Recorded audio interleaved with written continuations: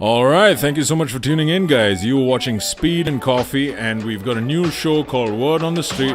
It's in association with Stay Tuned India. Don't forget to like, share, subscribe, tell everyone you know about it, and stay tuned. Hey guys, today we're joined by Yajur Miglani, the master franchise of E-tuners Motorsports India, the real E-tuners, if you want to call it that. Yeah, I mean, they can always imitate but never replicate, so yeah. That's pretty much what they use as well.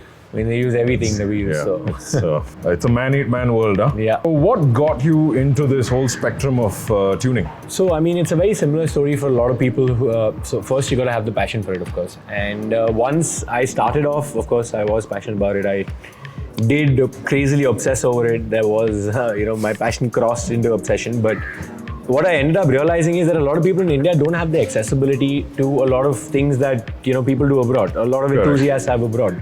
We don't have a good. For me, back then we didn't have good enough tuners to support the kind of build that I wanted to do on my own car, right? And I realized that I could, do this. Plus, going abroad, learning a lot. That was good exposure for me. So that's when I really kind of figured out how much bigger the car scene is versus here. Right, when I saw the UK WAG scene or the UK car scene or in Europe, and that's when I realized that you can. It's not about the number of people. We do have enthusiasts here, but we need better platforms and better accessibility to a lot of things that we don't get here. So all I'm trying to do is provide that to some people. So you're basically taking your services and pushing it out to the masses. Yeah. For something that I probably didn't have myself when I started. Pretty much. So that's what got you into this field. Yeah. Okay. What was the first car that you actually started working on? So, I mean, that's legit started working on. So a lot of cars that I started, legit would be a car that I, let's say, built and I would say legit would be defined legit by, participating in events. Correct. Getting really into motorsport. So my first car that I got into motorsport with was the Laura 1.8 TSI, the manual. The matte black one. Yeah. And we've got some pretty decent memories. Yeah, I've taken sit out in that a lot of times when it was stage 3. And it was a nice fun car. I think it still holds the record for the fastest manual front wheel drive WAG car in the country. I don't think any manual WAG car has gone faster. I think this was at the Vroom. Taneja. Vroom, so we had done Vroom 3-4 times, and then the fastest time that I ended up getting was at Taneja because the surface is better and all of that. In your honest opinion, unbiased and honest opinion, what is still lacking in the whole aftermarket, automotive industry? Okay.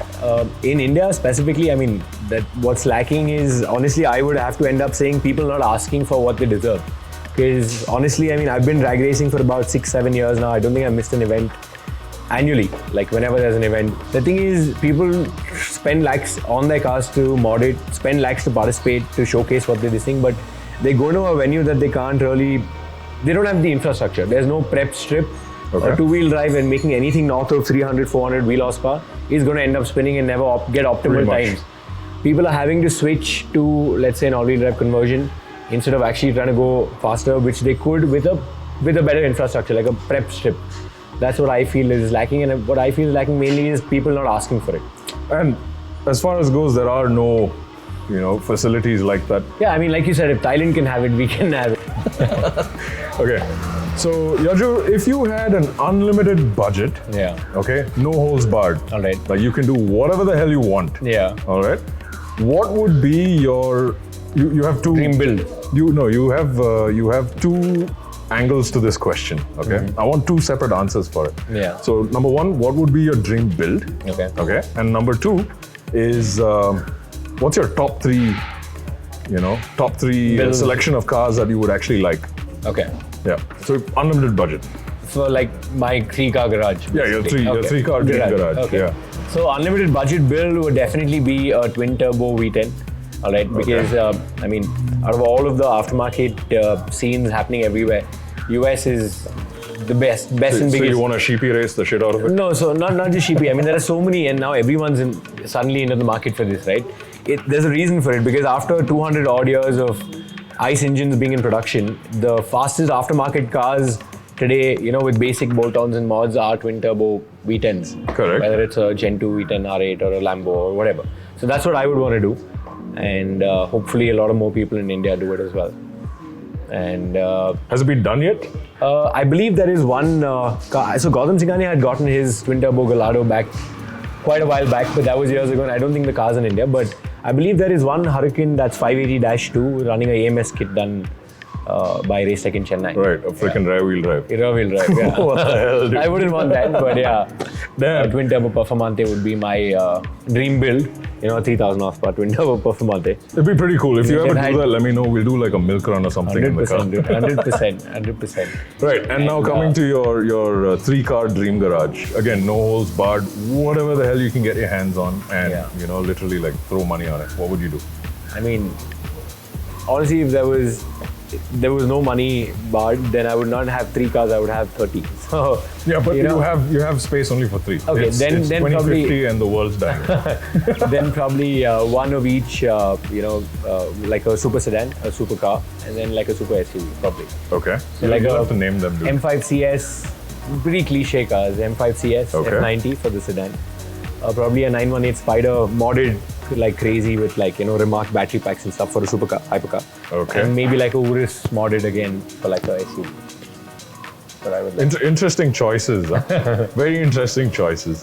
And yeah, all three. I was about to say that all three Germans. Of course. Cool. I mean, you've been a German guy all along, so. Of course, yeah. Coming to something a little more, you know, serious now when we're talking about the environment and the way the world is moving towards You gotta go with the flow. EVs. Yeah, going with the flow. Let's call it that. Yeah. If you know, in my honest opinion, man, fuel's never gonna die. Yeah, but I have an interesting theory on this. Yeah. Okay, go, cool. yeah. So let's say, right, you know, with the whole world shifting towards electrics, and governments moving towards the whole EV subsystem, or let's call it a whole ecosystem, right? Yeah. What's your take on it for the aftermarket tuning industry? What do you think is going to happen to you guys? Are you guys going to be like a dying So breed? before I get to the aftermarket tuning industry, I feel like, okay, let's put it this way. When the Ford Model T first came out, what were people commuting in before? They had horses, right? Horses and the rich carriages, people had like pretty the fastest horses and the best horses, right? So it's that apprehension that those people had when the Model T came out to actually sit in something that's, you know, whatever, like a car versus going on your horse. And that's similar to what's happening now. It's that bigger revolution in my eyes, because people who own these cars, like these prancing horses, it's like, you know, the electric car is the Model T versus the old ICE engine being a horse, where we don't want to give it up, but it's inevitable. And more than it being inevitable, it's so much. Let's say you literally have 50,000 lesser moving parts. You don't have to get an oil change ever.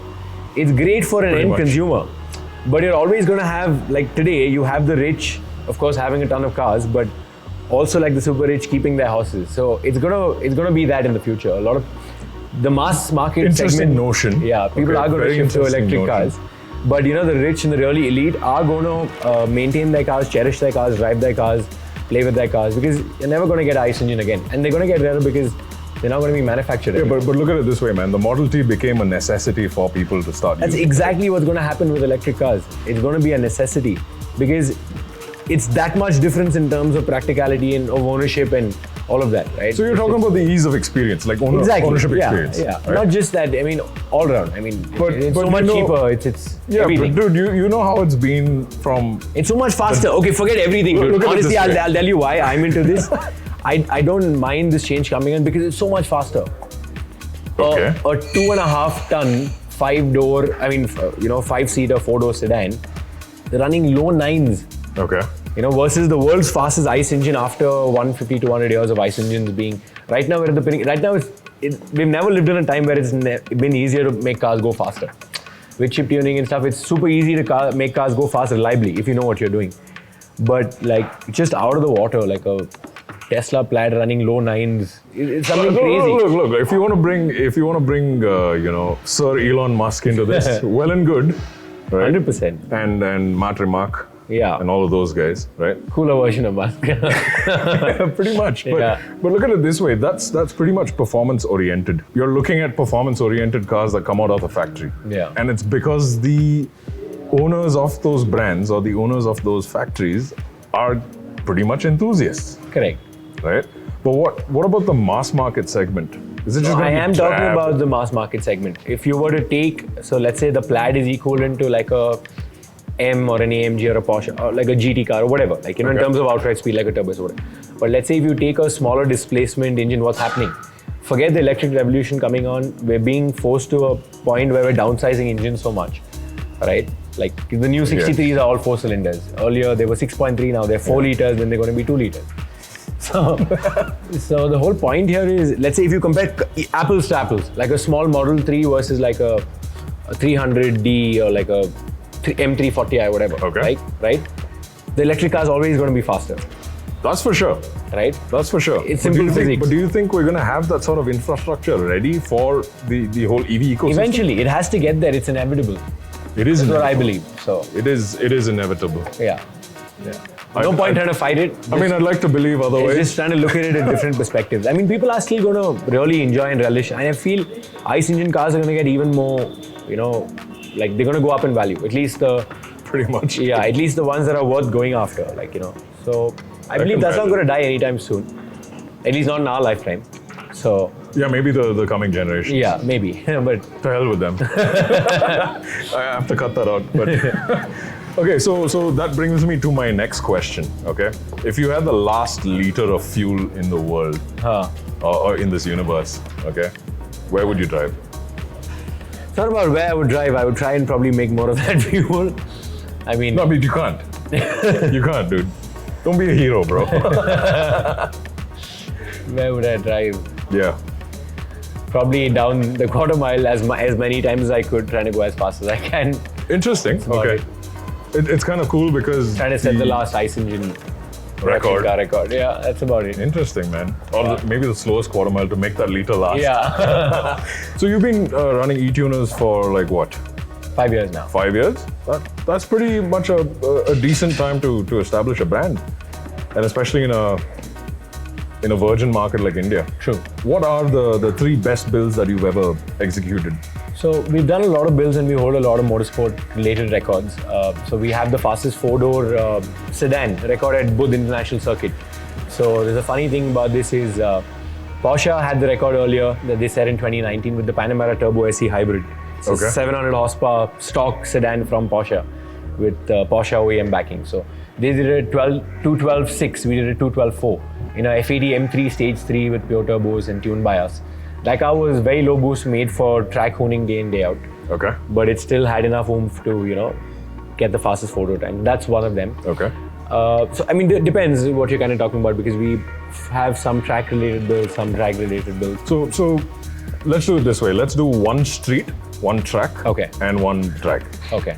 So, drag related builds, probably the fastest quarter mile time that we've done on a car has been the F90 M5, where we've run a Okay. 10.1 second quarter mile, 10.15 to be exact. That's freaking fast. That's in India on without any meth. That's just on pump gas with a little bit of octane booster Okay.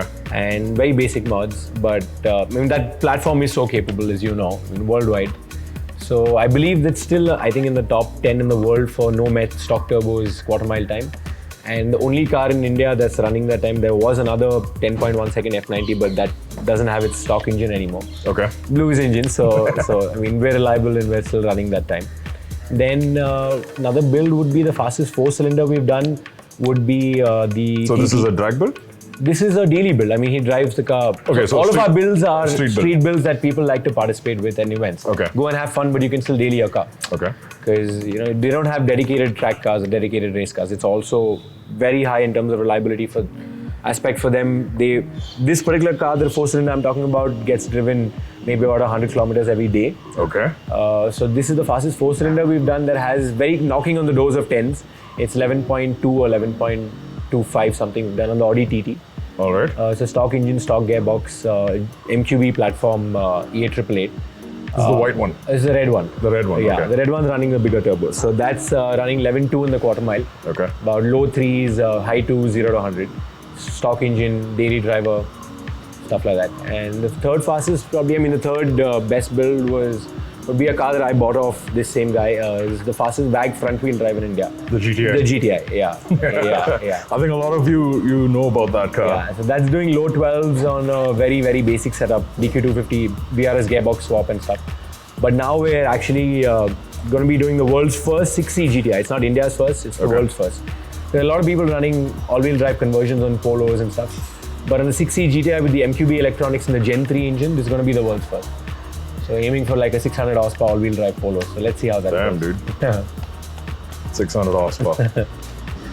Are you like a night driving sort of guy or a day driving sort of guy? I'm not talking about Mexico City. It's where we live, by the way. Me and Sid, come over to Mexico. So I mean, honestly, It's just across the border from Hebbal.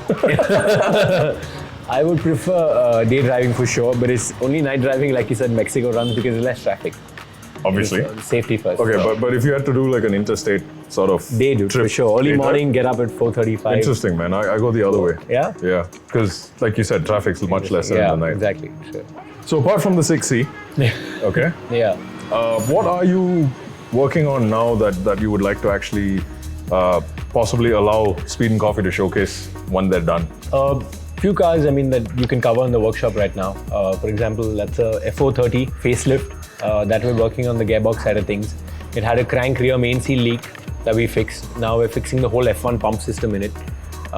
Very common failure point. We've done few F430s before as well. But the facelift ones, if you do take care of them, don't really this thing. But I mean, it's been years now and these cars will need some maintenance. So just, gearbox maintenance work on that car. This has been driven in Chennai for almost all its life. All his life, with a very famous car collector, very nice gentleman, Manoj. This GTR, we're doing a regular service plus a couple of limp mode issues that we're sorting out in the tune that was running before. So yeah, I mean, work's always hectic. Yeah, and if you guys are interested, we will definitely try and cover the S600. That's for sure. Somewhere there. For sure. That's somewhere there. We don't want to talk about it now. But yeah, the S600, it's running a beautiful V12. tank of a V12. M120 engine. Tank of a V12. I think that car came down from Bombay. From Bombay. The guy, in fact, who sold the car to us is also here. He's the one who was helping me figure it out today. Okay. And cool. we actually got it moving today after a year of You're talking about being Imran? Yeah, Imran, yeah. Kick shift. Okay. Yeah. Kick shift.